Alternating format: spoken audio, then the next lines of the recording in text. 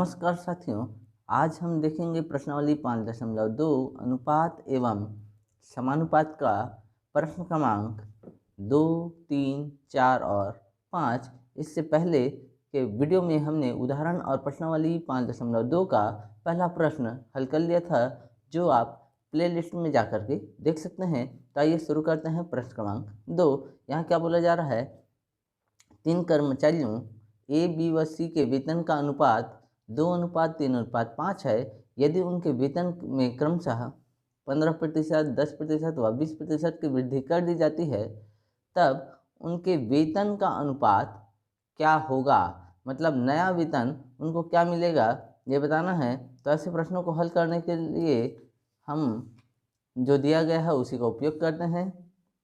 आपको क्या दे दिया गया है कि 3 कर्मचारी ए, बी व सी हैं, जिनके वेतन का अनुपात जो है 2:3:5 है। तब उनका वेतन जो है क्रमशः 2K, 3K व 5K होगा। और मान लेंगे कि उनका जो वेतन है वो क्रमशः जो है कितना रुपया है, 100 रुपया है। तब कुल वेतन जो है ए प्लस बी प्लस सी, मतलब तीनों को मिलाकर दिया गया वेतन जो है कितना हो जाएगा, 100 रुपया। अब ए का अनुपात 2K, बी का 3K और सी का 5K है। तो यहाँ पर ए बी सी की जगह 2K, 3K व 5K लिख देंगे। और ये सब जैसे का तैसा तीनों को जोड़ेंगे तो 5, 3, 8 और 2 10 के बराबर हो जाएगा 100। इस 10 को इधर पक्षांतर करने से हमको के का मान मिलेगा और ये कट जाएगा 10 एकम और 10 दहम। तो कुल मिला के का वैल्यू मिल जाएगा हमको 10।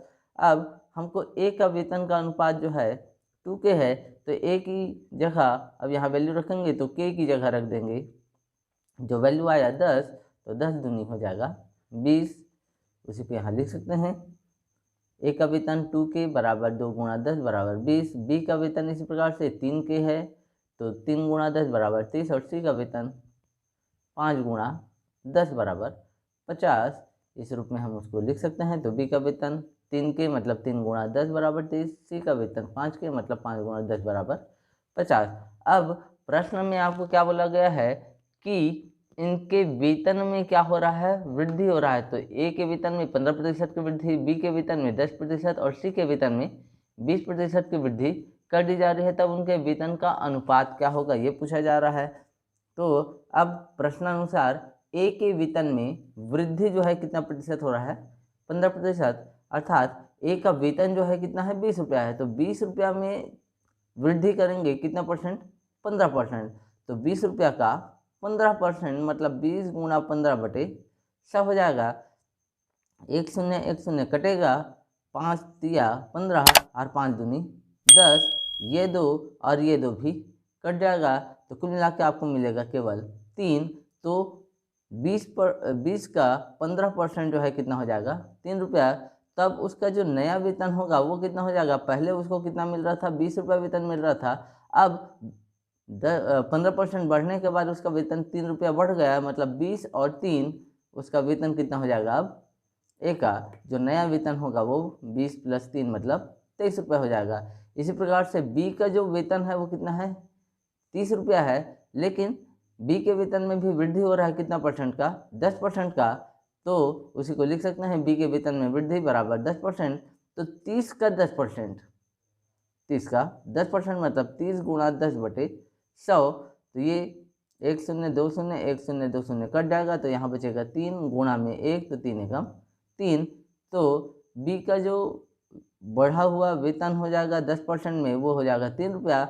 और ये जो 3 रुपया है ये इस 30 रुपया से जुड़ जाएगा, तो उसका नया वेतन मिल जाएगा 30 और 3 33 रुपया।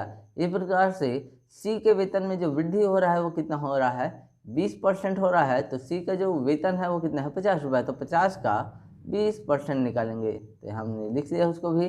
सी के वेतन में वृद्धि बराबर 20%।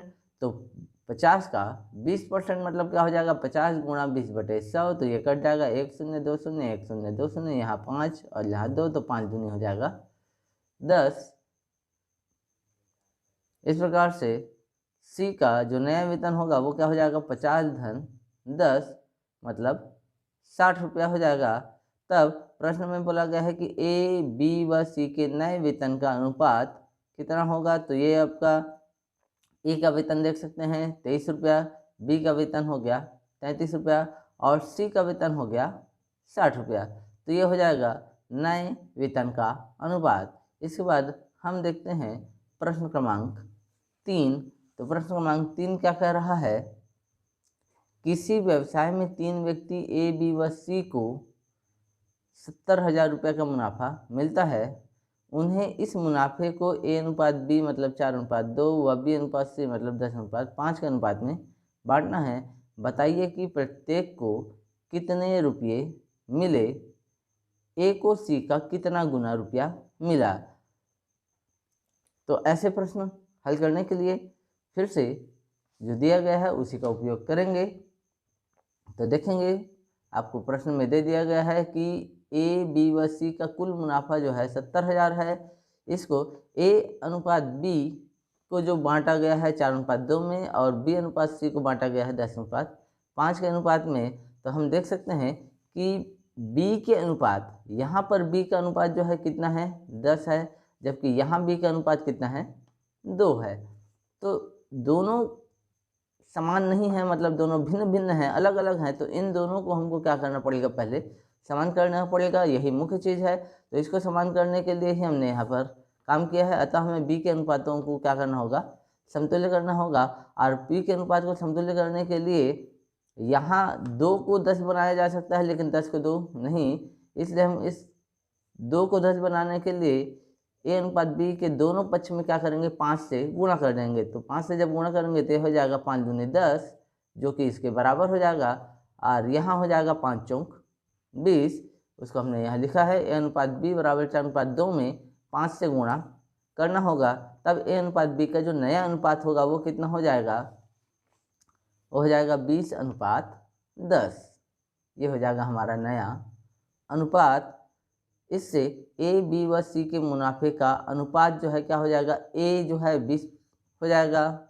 यहाँ पर ए का जो वैल्यू है वो कितना हो जाएगा 20, बी का वैल्यू कितना हो गया 10 और सी का वैल्यू कितना हो गया 5। तो हम उसको उसी रूप में लिख सकते हैं, ए, बी व सी के मुनाफे का अनुपात 20:10:5 होगा। माना कि ए, बी व सी का मुनाफा क्रमशः क्या है 20 के, 10 के व 5 के। इसी को हम के रूप में लिख लेते हैं। तब प्रश्नानुसार प्रश्न में क्या बोला गया है कि तीनों का जो योग है वो कितना है 70,000। तीनों को जोड़ देंगे तो 20, 10, 30 और 5, 35। तो 35 के बराबर 70,000। इस 35 को करेंगे 75, तो 35 एकम 35 और 35 दूनी ये हो जाएगा 70। तो यहाँ बचेगा 3 शून्य, जिसको हम नीचे लिख देंगे। तो के बराबर मिल जाएगा 2,000 रुपये। अब ए का जो वेतन है कितना है 20 के है, तो यहाँ के की जगह रख देंगे 2,000। तो 20 गुणा 2,000, तो 20 दूनी 40,000 हो जाएगा। इसी प्रकार से बी का वेतन जो है 10 के, सॉरी ये वेतन नहीं मुनाफा है, वेतन की जगह मुनाफा। तो ए का मुनाफा ये हो जाएगा बी का मुनाफा 10 के बराबर 10 गुणा 2,000 मतलब ये 10 दूनी 20,000। वैसे ये हो जाएगा सी का मुनाफा 5 के मतलब 5 दूनी 10,000। अब प्रश्न में लास्ट में क्या पूछा गया है कि ए को सी का कितना गुना रुपया मिला। तो ए का जो है कितना है वेतन 40,000 और सी का कितना है 10,000। तो कितना गुना हो गया 10 चौक 40, तो 4 गुना ज़्यादा है। तो उसी को लिखा जा सकता है कि ए को सी का 4 गुना ज़्यादा मिला। बस इतना ही लिखना है। इसके बाद हम देखते हैं प्रश्न क्रमांक 4। तो प्रश्न क्रमांक 4 क्या बोल रहा है, एक थैले में 1 रुपये, 2 रुपये व 5 रुपये के कुछ सिक्के 1:2:5 के अनुपात में हैं। यदि थैले में कुल 1590 रुपये हैं तो प्रत्येक प्रकार के सिक्कों की संख्या ज्ञात कीजिए। मतलब 1 रुपया, 2 रुपया और 5 रुपये के टोटल कितने सिक्के हैं ये बताना है, और उनकी टोटल कीमत तो बता दिया गया। तो अलग अलग सिक्कों की कीमत कितना है ये भी हम ज्ञात करेंगे। तो किस प्रकार से हम देखते हैं। हमको दिया गया है उसी को लिखेंगे। 1 रुपये 2 रुपये व 5 रुपये के सिक्के जो है आपको दिया गया है 1:2:5 के अनुपात में है, तथा कुल सिक्के की जो कीमत है वो भी बता दिया गया है 1590 रुपया। हम जानते हैं कि 1 रुपये के सिक्के की कीमत तो 1 ही रुपया होती है, लेकिन 2 रुपये के सिक्के की जो कीमत होगी वो क्या हो जाएगा, 2 गुना 2 अनुपात के रूप में। जब ये अनुपात के रूप में होगा तो 2 गुना 2 मतलब 4 हो जाएगा। उसी प्रकार से 5 रुपये की सिक्कों की जो संख्या होगी अनुपात में वो कितना हो जाएगा, 5 गुना 5 मतलब 25। ये सभी तीनों किस में होगा, अनुपात में। तब 1 रुपये 2 रुपये व 5 रुपये की कीमत का अनुपात जो है, अब ये कीमत को हमने लिखा तो कीमत का अनुपात 1:4:25 हो जाएगा। इसी को हम के रूप में लिख देंगे तो इनकी कीमत जो है A1 के 4 के और 25 के हो जाएगा। तब इन तीनों को यदि हम जोड़ेंगे तो टोटल आएगा 1590 रुपया। तो 25 4 29 और 1 30 के बराबर 1590।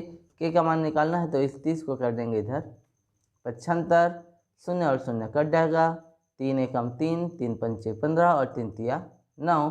तो आ जाएगा हमारा के बराबर 53। तब 1 रुपये के सिक्कों की कीमत 1 के बराबर कितना हो जाएगा, के की जगह 53 रख देंगे तो 53 एकम 53, और इनकी जो संख्या है वो भी कितना रहेगा, 53 ही रहेगा। इसी प्रकार से 2 रुपये की कीमत जो है क्या है, 4 के है, तो यहाँ पर भी रख देंगे 4 × 53 मतलब ये हो जाएगा 212, 53 चौक 212। अब सिक्कों की संख्या चाहिए तो इसको 2 से हम क्या कर देंगे, भाग दे देंगे, क्योंकि 2 रुपये के सिक्के की संख्या चाहिए। तो ये हो जाएगा 106 सिक्कों की संख्या। इस प्रकार से 5 रुपये के सिक्के की जो कीमत होगी वो 25 गुणा के मतलब 25 के होगा, तो यहाँ के की जगह फिर रख देंगे 53, तो 53 25 सम हो जाएगा 1325। और जब हमको इसकी संख्या चाहिए तो 5 से हम क्या करेंगे, इसको भाग दे देंगे, तो हमको संख्या मिल जाएगा 265। हम काट सकते हैं 5 एकम 5 दूनी 10 बचा 3, ये हो जाएगा 32, तो 5 छक्के 30 बचा 2, यहाँ हो जाएगा 5 के साथ 25, तो 5 पंचे 25, तो ये हो जाएगा 265। इस प्रकार से 1 रुपये की सिक्कों की संख्या 53, 2 रुपये के सिक्कों की संख्या 106 और 5 रुपये के सिक्कों की संख्या 265, और यही हो जाएगा हमारा आंसर। इसके बाद हम देखते हैं लास्ट क्वेश्चन, क्वेश्चन नंबर 5। तो यहाँ क्या बोला जा रहा है, दूध और पानी के 100 लीटर मिश्रण में 10% पानी है। 100 लीटर का मिश्रण है, उस मिश्रण में 10% क्या है, पानी है। अब इस मिश्रण में कितना लीटर शुद्ध दूध मिलाया जाए कि नए मिश्रण में केवल 5% पानी है। मतलब पानी की मात्रा को कम करना है तो शुद्ध दूध मिलाना होगा, तो कितना लीटर हम शुद्ध दूध मिलाएं, ये हमको प्रश्न पूछ रहा है। तो ऐसे प्रश्न और भी इजी तरीके से आप बना सकते हैं। कैसे, देखते हैं। आपको दिया गया है उसी का ही यूज करना है। क्या दिया गया है, दूध और पानी के 100 लीटर मिश्रण में 10% पानी है। तब मिश्रण में पानी जो है वो कितना होगा, 100 लीटर का 10%, मतलब 100 गुणा 10/100, तो 100 और 100 कट जाएगा, आपको मिल जाएगा 10 लीटर, जो कि क्या है, पानी। अब 100 लीटर के मिश्रण में यदि 10 लीटर पानी है तो दूध कितना हो जाएगा, 100 - 10 मतलब 90 लीटर दूध हो जाएगा। माना कि मिश्रण में x लीटर शुद्ध दूध और मिलाया जाए, जब और मिलाएंगे तब फिर पानी का मात्रा कम होना चाहिए ना। तब नए मिश्रण में पानी जो है कितना रहेगा, पानी तो उतना ही रहेगा जितना है 10 लीटर, और दूध कितना हो जाएगा, 90 + x। पहले 90 लीटर था, उसमें x लीटर और मिला दिए तो 90 + x हो जाएगा। अब इस नए मिश्रण में पानी जो है कितना % होना चाहिए, बोला जा रहा है 5%। अब यदि 5% पानी होगा तो दूध कितना हो जाएगा, 95% हो जाएगा। 5% यदि पानी है तो 95% दूध होगा, अर्थात पानी व दूध का जो अनुपात होगा वो क्या होगा, 5:95। इसको हम भाग दे देंगे, 5 एकम 5, 5 एकम 5, बचा यहाँ 4, इस 5 से मिलकर हो जाएगा 45, तो 5×9 = 45, तो ये हो जाएगा 1:19। अतः इसी को हम लिख सकते हैं पानी 10 और दूध 90 प्लस x, तो पानी 1 और दूध 19, तो पानी बटे दूध बराबर में पानी बटे दूध। यहाँ से हम कर देंगे तिर्यक गुणा, तो 19 का हो जाएगा 10 से, तो 19 दहम 190, और 90 प्लस x का करेंगे 1 से, तो 90 एकम 90 प्लस x, इस 90 को कर देंगे इधर 75, तो 190 में से ये 90 घट जाएगा तो बचेगा x, और 190 में से 90 घटाएंगे तो आएगा 100 लीटर। अर्थात मिश्रण में हमको क्या करना होगा, 100 लीटर शुद्ध दूध और मिलाना होगा, जिससे पानी जो है 5% बचे और दूध 95%। ये हुआ हमारा आंसर। इसके बाद अगले वीडियो में हम प्रश्नावली 5.3 के उदाहरण व प्रश्नों को हल करेंगे। यदि ये वीडियो समझ में आया तो लाइक, सब्सक्राइब, शेयर और कमेंट्स जरूर करें। धन्यवाद।